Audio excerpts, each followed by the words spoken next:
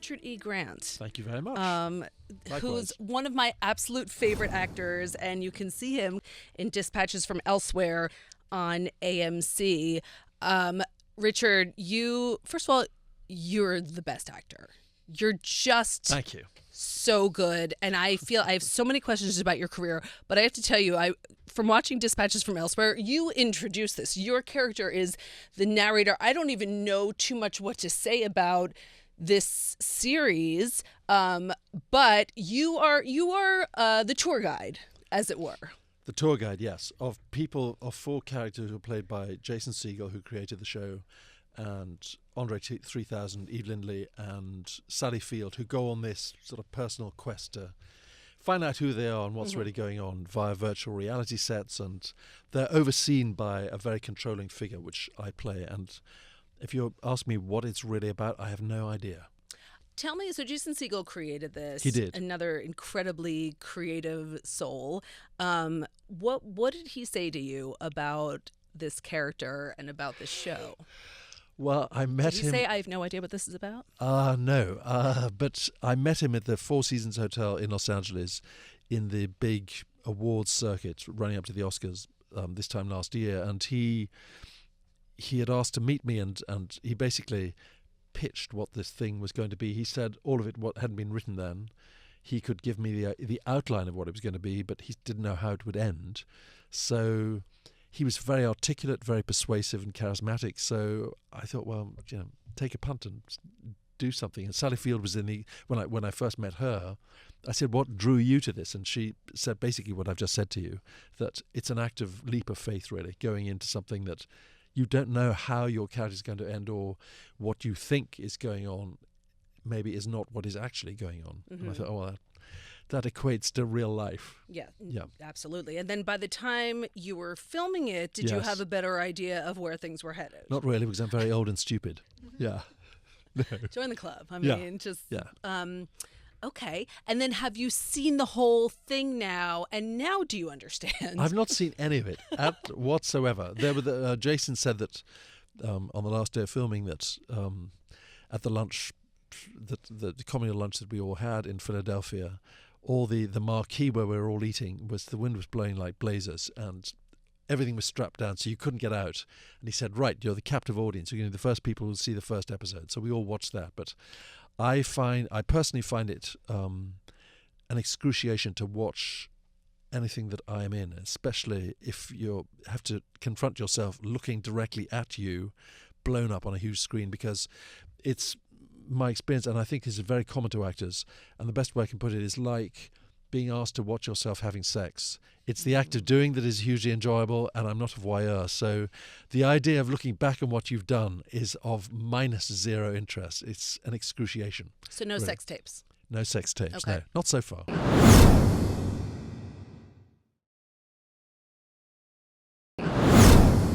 Just from your experience, forget what the accolades were or anything else, what do you think your best performance was? Oh, I can only go by the friendships that I've formed with other actors and writers on the jobs that I've done. So from Bruce Robinson, who wrote and directed the first film I was ever in with Nana and I in 1986, we've remained and become lifelong friends, thank you, all due to the brilliance of his writing. Gabriel Byrne, who I saw last night, played my father in the autobiographical film that I wrote and directed, Wawa, which came out in 2006. So working with British actors, Julie Walters, Emily Watson, American actors, Steve Martin, who I've been friends with since the last century, and of course Melissa McCarthy. Those are the things that's the bonus when you get a friendship that lasts beyond, oh, wasn't it great when we did this, or that happened on the set, or this director drove us nuts, that you have an ongoing life outside of the movie. That's the bonus. You brought up Steve Martin, who I think is one of the most talented people also. I understand. It's not true. He's got nothing going plays on. The Definitely banjo not a little, music expert, actor, can comedian, be quite funny. writer. Right. Yeah. I'm wondering about, I've heard that you and Steve Martin after or during LA Story would fax each other letters, and I read an interview with him where he said he has a pile of your faxes. He does. I hope he never goes to court. No, because we worked together in 1990 on LA Story, and we became great friends then. And then during the 90s and then the 2000s, pre-email taking precedent, we faxed each other very, very regularly, and he copied out and kept copies of all of this stuff. So I have all our email correspondence, but I don't have our fax. So I'm counting on him to keep that. I love that. I want him to put it in a book. I think that's You don't. Really? I don't. No, because it is the most, it's the things that you, as you will know, that you may say something about somebody that you can say in confidence to somebody, and then the next day change your mind. So if you've said something that is libelous about another actor, right, that will only cause pain or insult. Yeah, so that's the Sony leak. Yeah. I mean, or by the same token, that somebody could find out that you had a mad crush on them that they didn't know about, or maybe didn't want to know about. So all of those things have to be kept under lock and key. Please, Steve. What percentage of the faxes are libelous? Gosh, I don't know, because I am completely uncensored in anything that I think or say. What comes into my head, as you probably can tell, just comes straight out of my mouth. So I don't know. I'm very, very direct and frank about everything. So inevitably, somebody might not want to hear that. Skewed point of view about their behavior. Can you tell a director you're working with, can you say, this is not what should be going on? You have to try and find ways to, as they do, to try and, diplomatically get what they want. You have to maneuver around things, especially if I think the biggest, there seems to be two extremes with directors. Either they are so obsessed with the camera angles and the technical side of it that their opinion about the actual performances seem almost non-existent. So you're left entirely to your own devices. Or the opposite end, which I found even more stifling, is when you're micromanaged onto every breath and full stop and comma, that you feel that you're never allowed to, I sound so wanky, but it's to own, you've got to take possession of your part. I was just jotting down some of the projects that you've been in. Yes. Recently, or, somewhat recently. You are like the center of the universe of success. Star Wars, Doctor Who, Logan, Game of Thrones, Downton Abbey, Girls, Ab Fab, and Spice World. Basically guest to cameo size slots in all of those. It doesn't matter. Yeah. Your presence, you are the ingredient of excellence that puts things over the top. Okay. Well, I'm very over the top, yes. Okay. Yes, that's been leveled at my head before. Yes, indeed. Yep. No, it's just I think that more than anything, and I don't mean to be trying to be fake humble about it, is that if you've been around as long as I have been, which is 40 years and I'm about to be 63, inevitably you are going to get a dib at something that is either long running like Game of Thrones or Downton Abbey, by dint of the fact that they've probably run out of other English actors to use for a part. Do you have an accent? Come on over. Exactly.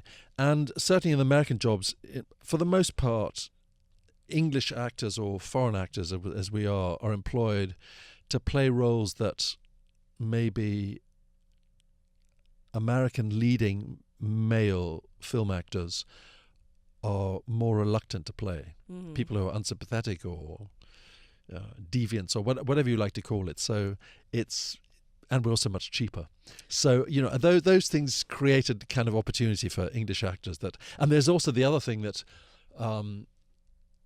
in the status quo of everything being so politically correct, there seems to be no issue whatsoever with an English person being absolutely evil and foul to the nth degree. Whereas if it is of any other nationality, somebody's going to take umbrage and there'll be, an international situation, the United Nations.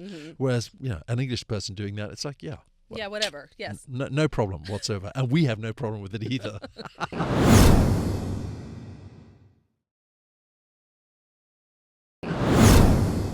One of of the most joyous parts of the Oscar season of Can You Ever Forgive Me was you talking about Barbra Streisand. Yes. Recently, just because I follow you on social media, you posted the statue of her that you I commissioned. do. I have a sculpture, 2 foot high. Yeah, 2 feet high. I have a lot of questions about this. Okay. How did you find a sculptor? How did I find a sculptor? Yes, and then how did you decide on the sculptor to make this 2-foot statue, and which image of her? I shopped around, and because it's 3D, and I have a huge archive of photographs, and there's so much information online.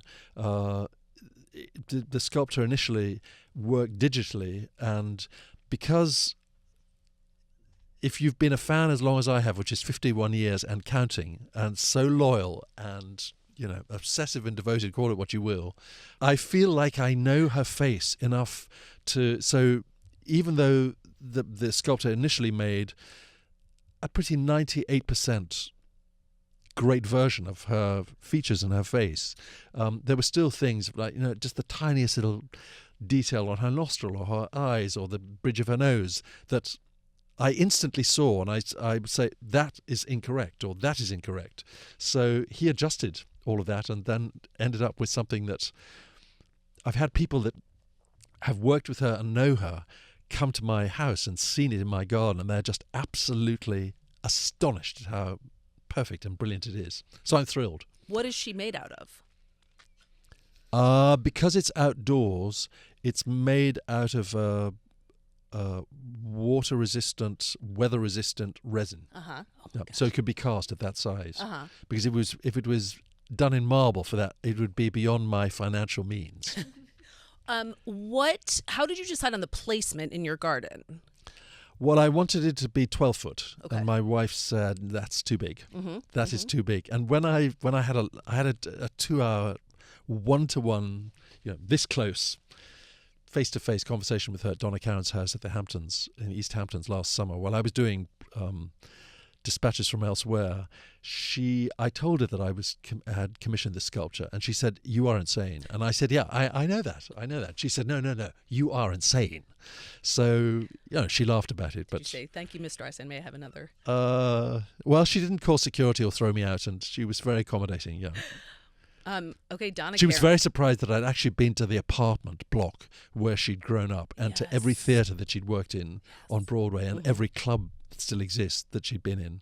So and to Erasmus High School, I had to I bumbled my way through security, and they said, "No, you can't be here." And I said, No, you have to understand that there are these balustrades, these tiles, these walls, this place, this smell. I have to be in here. And while I was giving the spiel, I was looking around, taking mental pictures of everything, and then they ushered me out. What was your wife's reaction when you said, "I'm commissioning a statue of Barbra to be"? Well, in the look, garden"? we've been together 36 years, married for 33 years, and we have a 31-year-old daughter. So both of them know that there is this unrequited but one-sided passion for another human being that has been in existence longer than I have known either my wife or daughter, and they've accepted it with enormous grace. No, but she's a big fan. I mean, she's not a fan like I am a fan, but she thinks the sculpture is absolutely beautiful, and she has to, when I look out my window every morning, the first floor and the ground floor, that's what you can see unequivocally at the end of our garden on a beautiful marble table is Streisand. The only person who comes close to being a fan like you is me. Yeah. And I feel like you and I are kindred spirits in the sense that when you were a child... Have you met her? Yes, I know. I have. Okay. I have. This is a whole program in itself. I know. Don't talk so fast because I want to hear every detail Okay. slowly. Oh my God, I have so much to tell you. So when I was a child, I went to Los Angeles, and as a kid, I don't even know how old I was, 9, 10 or something. And I went on one of those Star whatever bus tours, and we went past her house. Carroll Drive. Yes. Yeah. And The there old was a house. napkin because I don't even know, my mom, we were whatever, she was bringing some dried fruit or whatever it was, and there was a napkin, and I wrote a note on the napkin. I said, "Dear Miss Streisand, I just want you to know, I'm your biggest fan. I love this that you've done, and you are an excellent Jewish woman role model." And I punctured it onto her fence. Yeah. Thinking that she would definitely get it. Yeah. Did you leave your phone number? You know what? I probably did. I No. don't remember. But she didn't call. She didn't call. No. She didn't call. But you also, as a child, wrote her a fan letter, and I love that. Yeah. And you saved that one. You didn't save your faxes with Steve Martin, but you saved that. I did, but he's got them. Right. Yes. He's got them, yeah. No, I wrote a fan letter to her when I was 14 because I'd read that she's having marital troubles with Ryan O'Neill, who she was then partnered with. But because the fan magazines reached Swaziland, where I grew up, probably a year after the event of anything, and they were probably all untrue anyway. So I did write to her, and then I during the run up to the Oscars, I drove up to Malibu, and my wife said, "Where? We don't know anybody here." And I said, "Well, we're just going to be going around here," and stopped the car, and she said, "Don't tell me this is Barbra Streisand's house." And I said, "Yeah, it is." She said, "You're going to be arrested. You are insane." So I just walked up, buzzed the gate, and asked the security if I could take a selfie outside her gate. And they were, very gracious about it. They said, "It's a public highway. Thank you for asking." So I did, and then I tweeted a picture of myself standing outside her gate with a copy of the letter that I'd written when I was 14. And she replied the next day, and I was completely undone by that. The first time you met her Yeah. at the Academy Awards, Mm-hmm. did your knees turn to water? Like what were you like? How did you get words out? I was so crazed that after I'd met her, because my daughter said to Melissa McCarthy, "That is Barbara. She's over there, and she's wearing that beaded, the cap that she'd worn on stage." Melissa said, "You don't need to say anything," because she'd done a duet with her on her Encore's album. So Melissa grabbed my arm and dragged me over through all these people, and she said, "Barbara, I want you to meet." And then we did, and we had a 20-minute conversation. And then I subsequently gate crashed another conversation that she was having, surrounded by security, albeit, with Spike Lee, and about both of them, being from Brooklyn. I kept saying, "I'm from Swaziland. I'm an outsider too." So that went on. And then at the end of the evening, when she was leaving, my daughter had to hold on to me because I said, "I have to go. She's leaving now. I'll follow." She said, "Dad, you cannot follow Barbra Streisand and her bodyguards to the car park. You literally will be arrested for this. You've had your time with her. Be grateful for that." She was holding it to mine. I said, No, you don't understand. You don't understand." So she saw sense when I was at that point thinking that would be my last time.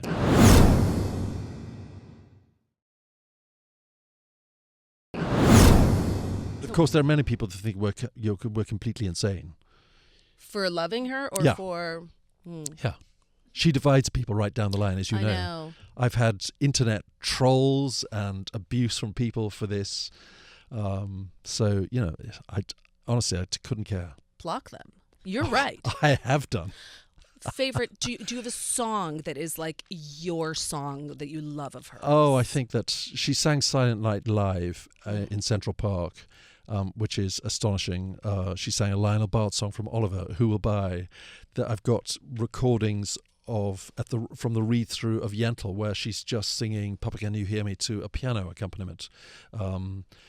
The Israeli national anthem that she's sung in various recordings, absolutely hands down astonishing. I saw West Side Story on Broadway last night, and even I want to go and see that. Is it good? So good. It is. Yes. Okay, because it divided people. It has divided people, Yeah. but I feel like we're maybe on the same page with things. But I will say when she sings "Somewhere," Yeah.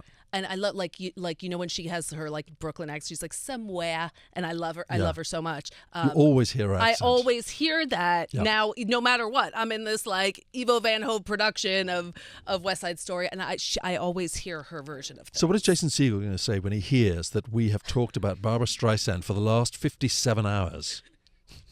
He's going to plutz and schmitz and go nuts. Exactly. Okay, so is there going to be another season of Dispatches from Elsewhere? I don't think so. Back to Jason Segel. Because it's written as a 10-part anthology, so Right. that it's a completed story, beginning to end. So but never say never. But Right. My understanding is that it has a beginning and it has an ending. And were you satisfied with the ending for your character? I can't remember what it was because I'm so old and I've done so many jobs since then. I have no idea. I'll count on you to tell me. Okay, wonderful. I will. It's excellent. Dispatches from Elsewhere. You're so great in it. It premieres Thank you. this Sunday on AMC. Even the first 5 minutes, if you watch, you will be hooked on it. Just from your, I always think of your line in Can You Ever Forgive Me, where your character says something about like, you know, his blue eyes and his teeth and how he can get away with so much. Okay. Oh, you don't. Why do I know your lines now better than you? Because you watch things. I know. Yeah. Richard E. Grant, you are an absolute delight. Thank you. So As have you incredibly been. talented. I love watching you. Dispatches from Elsewhere on AMC. Thank you so much for And it does joining me. not star Barbra Streisand, sadly. That is true. Oh, wait. I need to ask you one more thing about her. Yes. I'm sorry. Like, I can't end this interview. How have you never auditioned for her? We should let these people go. I know. So that they could Okay. go. Now, how have I never auditioned for her? Yeah. I don't know.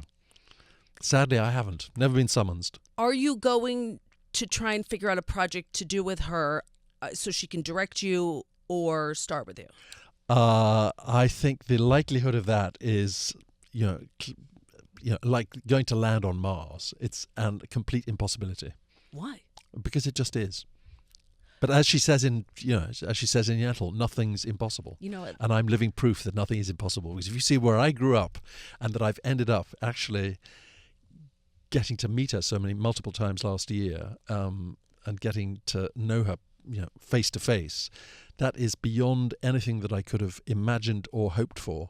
So I don't have any expectation beyond that. And I have a sculpture of her in my garden. Right, you see her And a every smaller day. version on my desk.